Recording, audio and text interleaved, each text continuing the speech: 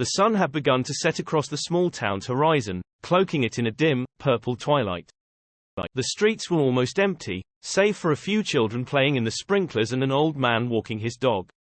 But amidst the serenity of a quiet suburban night, a most peculiar sight was beginning to take place. At the edge of town, a small, ramshackle circus tent had suddenly appeared. Upon it hung a white banner proudly announcing the arrival of the world-famous bearded sideshow freak show. Fascinated and curious, the few townsfolk who remained outside hurried towards it, eager to see what wonders lay hidden inside. As they entered the tent, a faint but eerie music seemed to suffuse the air. It was more like a lullaby than a marching tune, and it filled the spectators with a sense of foreboding. In the center of the tent, illuminated by a spotlight, sat a large black and white clown. His waxen face was painted on with a wicked grin, and he wore a large feathered hat, smeared in flour for good effect. The clown had barely uttered a word when a loud, terrified scream pierced the tent. One by one, the townsfolk turned and fled, scrambling back out into the dark.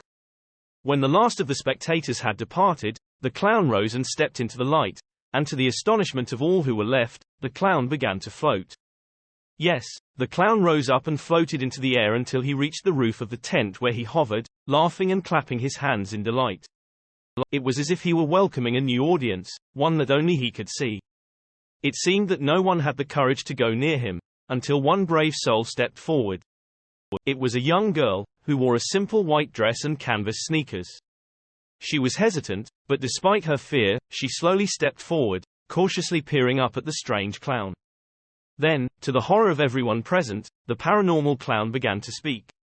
His voice, low and menacing, floated down towards the shocked bystanders. He told them of a terrible curse, a curse that had been laid upon the town just a few days before. It seemed that every night since then, a mysterious figure had been seen walking the streets. When asked for identification, the figure would refuse to answer and disappear into the darkness. Everyone seemed to know that something was amiss, but none could pinpoint the source of our town's terror. The clown's icy laughter followed him as the girl took her leave. The townsfolk were left standing in the tent, completely terrified and not knowing what to make of this strange phenomenon. Even though it now seemed clear what had plagued the town, one thing was certain: the fear would linger long after the sun had risen and the circus tent, along with its paranormal clown, had disappeared in the night.